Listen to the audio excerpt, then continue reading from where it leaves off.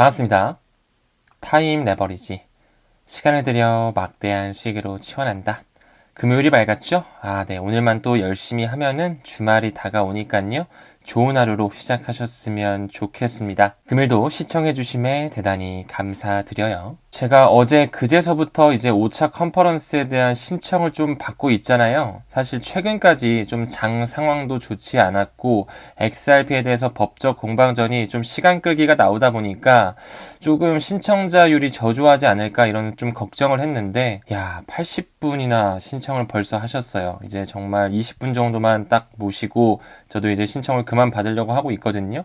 여러분들의 엄청난 열정에 다시 한번 좀 감동을 받았다라는 것, 그리고 저뿐만 아니라 이 라인업 보이시죠? 굉장히 탄탄한 라인업으로 여러분들이 먼 길 해주시는 만큼, 소중한 발걸음 해주신 만큼 굉장히 좋은 시간 만들고 있으니까요. 기대하셔도 좋습니다. 입금하신 분들 제가 다 지금 엑셀로 명단을 정리했고 조만간 참석 확정 그리고 장소 공지를 드릴 예정이니까요. 조금만 기다려 주시길 바라겠습니다. 그리고 한 구독자님이 또 돈만 보내시고 링크를 통해서 데이터가 넘어오지 않았어요. 입금자 명이 이 광은이라는 이름이거든요. 광은님께서 이 영상을 보고 계신다면 고정 댓글에 있는 제 연락처로 꼭 연락을 남겨주시길 바라겠습니다. 그래야지만 제가 장소 공지를 구체적으로 드릴 수 있겠죠? 아무쪼록 여러분들의 큰 관심 덕분에 5차 컨퍼런스 이 장소가 또 가득 메워지지 않을까. 한 달도 넘게 남았는데 벌써 이렇게 많은 분들이 신청해 주셔가지고 굉장히 영광스럽게 생각을 합니다. 아직까지는 자리 남아 있으니까요. 신청을 아직 못하신 분들이라면 참고하시길 바라겠습니다. 그럼 천천히 시작해 볼까요? 리플의 XRP 레저의 생태계가 계속적으로 탄탄해지는 업그레이드를 수반하고 미세 조정이 오고 있다라고 말씀을 드렸지요.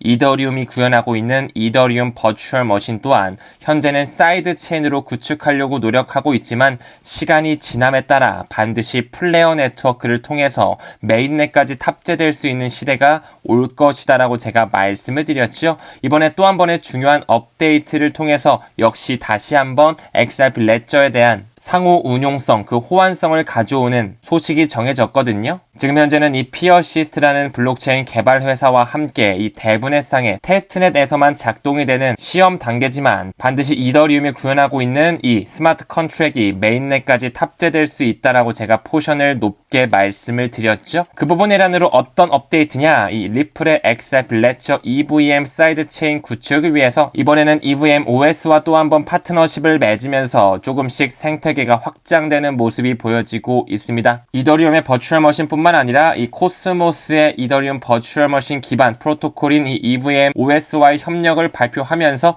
역시나 여기에도 피어시스트가 끼어들어가 있죠. 그들은 계속적으로 파트너십을 구축하면서 반드시 스마트 컨트랙이 XRP 레저의 사이드 체인뿐만 아니라 메인넷까지 업그레이드가 될 수 있는 시점은 도래할 것으로 사료가 됩니다. 우리가 리플 XRP를 생각할 때 스위프트방과 연결이 되고 파이낸스 코인, 금융 토큰이라고 제가 말씀을 드렸죠. 그렇기 때문에 BIS의 움직임, 그 산하에 있는 이 BCBS 바젤위원회의 움직임을 굉장히 면밀하게 살펴볼 필요가 있다라고 말씀을 드렸죠. 이 바젤 커미티 온 뱅킹 슈퍼비전의 약자로서 BIS의 산하에 있는 바젤위원회가 또 한 번의 새로운 보고서를 냈습니다.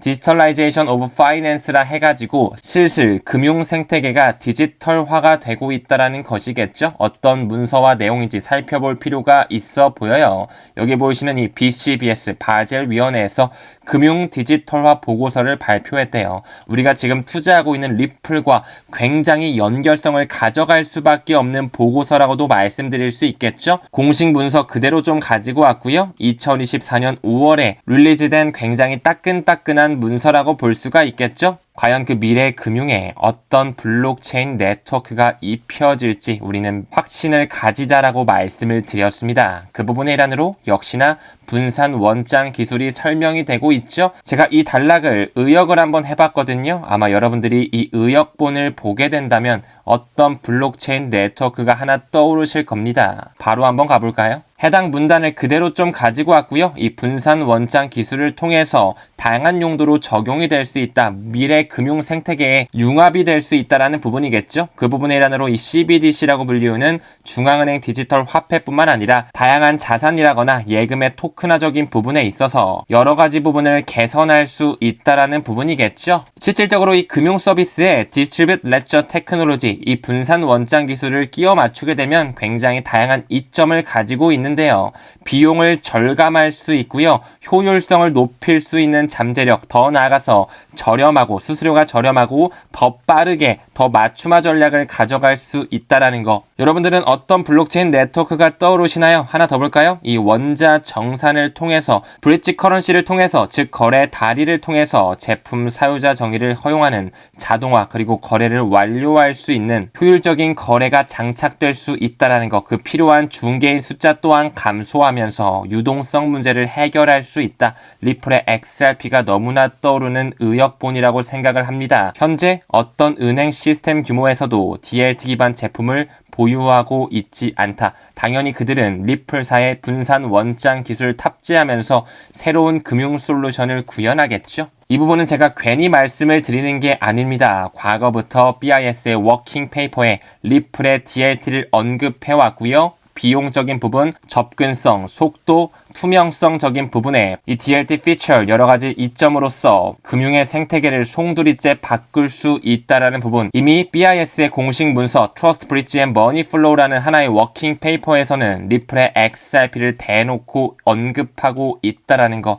그들은 이 XRP 원자 거래 브릿지 커런시를 통해서 디지털 화폐로의 전환, 이 국경 간 결제를 완전히 바꿀 수 있는 솔루션으로 인용하고 있다라고 말씀을 드렸죠. 왜 JP모건의 공식 문서에서도 이 국경 간 결제 핵심 솔루션으로 리플을 등재하고 있는지 우리는 확신을 가질 필요가 있다라고 말씀을 드렸습니다. 그 부분의 일환으로 왜 19개의 은행에서 102억 7천만 달러의 투자 포지션에 이 XRP를 보유하고 있는지를 병렬적으로 지켜볼 필요가 있겠죠. 그뿐만 아니라 왜 그들은 브릭스를 필두로 해서 미국 달러를 종식시키기 위한 새로운 블록체인을 탑재한 금융 솔루션을 가지고 오고 있으며 이 분산형 금융 시스템을 출범시키려고 과거부터 준비해 왔는지, 이 또한 미국과 중국의 대립 구조로 단편적으로 볼 것이 아니라 새로운 금융의 솔루션, 그 브릿지 커런시로서 CBDC가 자유롭게 이동할 수 있는 금융의 원 솔루션이 우리를 기다리고 있다라는 것에 조금 더 포커스를 맞출 필요가 있겠죠. 최근에 이 홍콩에서 디지털 위안화를 실질적으로 사용했던 이력이 나왔습니다. 이제 슬슬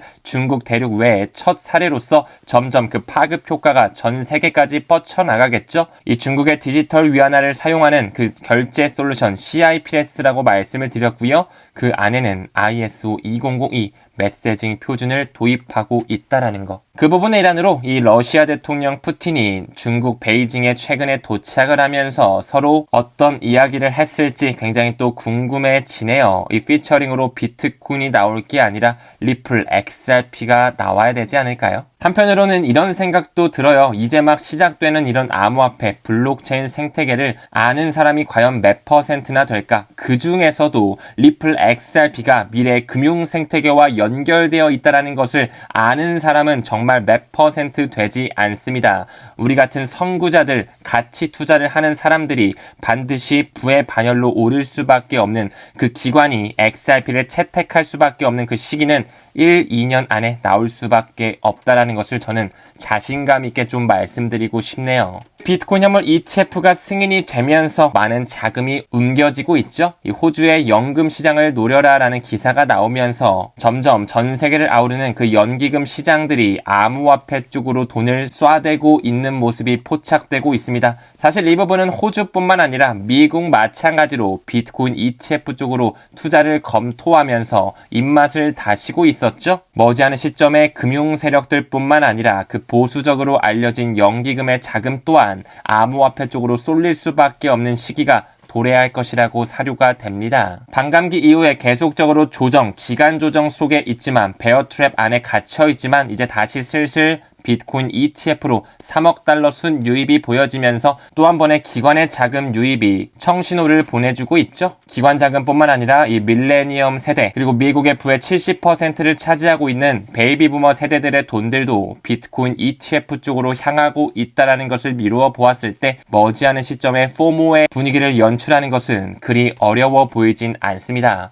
한 번 더 나아가서 이 억만장자로 잘 알려진 킥복싱 선수이죠. 앤드류 테이트 역시 이제 법정 화폐 시대는 점점 없어질 것이며 비트코인 쪽에 이 코인 시장 쪽으로 4차 산업혁명이 불어닥칠 수밖에 없다라고 이야기하면서 1억 달러를 투자하겠다라는 이런 의지를 표명했었죠. 시간이 조금씩 지나면서 대중들이 비트코인에 대한 인식을 할 것이며 CBDC의 세상이 열리게 된다면 진짜 블록체인의 주인 대장은 XRP였구나를 깨닫게 되는 시점이 올 것입니다. 다음 기사 봤을 때 챗GPT가 2024년 말까지 XRP 가격 얼마인지 물었네요. 뭐 5달러? 10달러? 여러분들은 어떻게 생각하세요? 저도 올해 안에 한 번에 법적 공방전이 끝나는 모습을 보여주면서 큰 펌핑이 나오지 않을까. 하지만 리플, SEC 그들은 그리 만만한 녀석들은 아닙니다. 한번 올릴지언정 다시 한번 개미털기를 하는 폭락 또한 만들면서 정말 그 브릿지 커런시로서 CBDC의 세상에서 XRP가 인정받는 그 순간까지 많은 개미털기가 시전이 되겠죠. 5달러, 10달러까지만 가더라도 많은 사람들은 백만장자, 억만장자까지 가는 사람들도 있겠죠. 하지만 그만큼 많이 떨어져 나갈 것이라는 것 또한 우리는 병렬적으로 볼 수 있어야 되지 않을까요? 5년 뒤, 10년 뒤를 본다면 10달러에 판매한 것을 후회할 수밖에 없는 시점은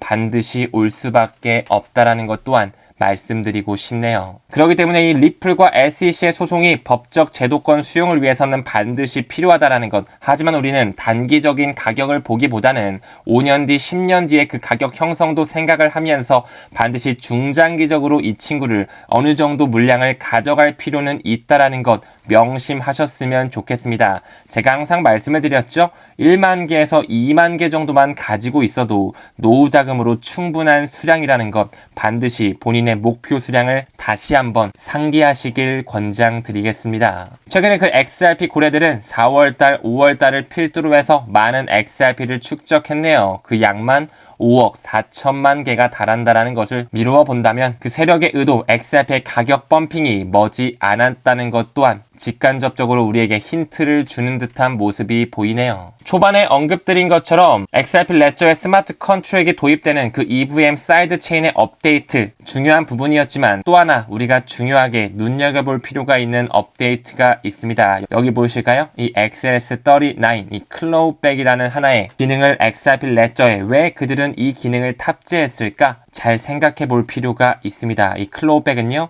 자산을 환수할 수 있는 기능이거든요. 조금 더 설명을 해드리자면 그들은 올해 2월 8일을 기점으로 토큰을 환수할 수 있는 클로우백 기능을 도입했거든요. 반드시 그 CBDC의 세상이 왔을 때 암호화폐가 옮겨지는 가치의 이동의 세상이 왔을 때 잘못 옮겨지는 그런 트랜잭션, 실수로 옮겼던 트랜잭션도 발생할 수밖에 없겠죠. 그 부분을 해결하기 위해서 이 XRP 레저에서 이 CBDC를 발행하려는 그런 은행들이 이제 토큰을 제어할 수 있는 클로우백 기능이 추가됐으므로 환수할 수 있는 기능이 추가됐으므로 이 안전하게 CBDC를 발행할 뿐만 아니라 거래가 될 수 있게끔 그들은 과거부터 설계해 왔다는 것을 우리는 눈치를 채 주셔야 됩니다. 그 비트코인 라이트닝 네트워크의 한계점 보완이라고 말씀해 드렸죠. 이 클로우백 기능을 추가하면서 토큰화된 자산을 제어할 뿐만 아니라 이 보안 문제를 강화했다라는 거, 환수 기능을 왜 그들은 추가시켜 놨는지, 미래의 스테이블 코인들 CBDC가 이동하는 하나의 생태계는 이 XRP 레저의 생태계가 될 것이라는 것이 다시 한번 반증되는 시점은 머지않아 도래할 것으로 보여집니다. 다음 기사 봤을 때 많은 미국의 증권가가 연준의 첫 금리 인하 시점을 9월 정도로 생각하고 있네요. 즉 다시 말해 5월달 뿐만 아니라 6, 7, 8 이 기간은 금리 동결 기간으로 가져갈 확률이 높다라는 것이겠죠. 제가 금리 동결 구간에 있어서 굉장히 큰 포모의 시기를 만들 수 있다. 그리고 연준은 현재 이러지도 못하고 저러지도 못하는 그 스탠스를 취할 수밖에 없는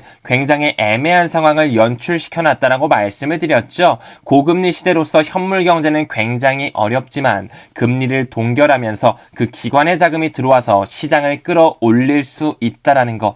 그 부분의 일환으로 연말까지 이 S&P 500 지수가 5,600포인트까지 뛰게 된다면, 즉 다시 말해 미국의 증시, 전 세계 주식 시장이 포모의 시장을 연출하게 된다면 아직까지는 커플링 시기라고 말씀을 드렸죠. 암호화폐는 어떻게 활활 타오를지 비트코인은 반감기 슈퍼사이클과 연관성을 가져갈 것입니다. 그 사이에는 반드시 제도권 수용이 필요하기에 리플과 SEC의 법적 공방전의 마무리가 끝날 확률도 농후하겠죠.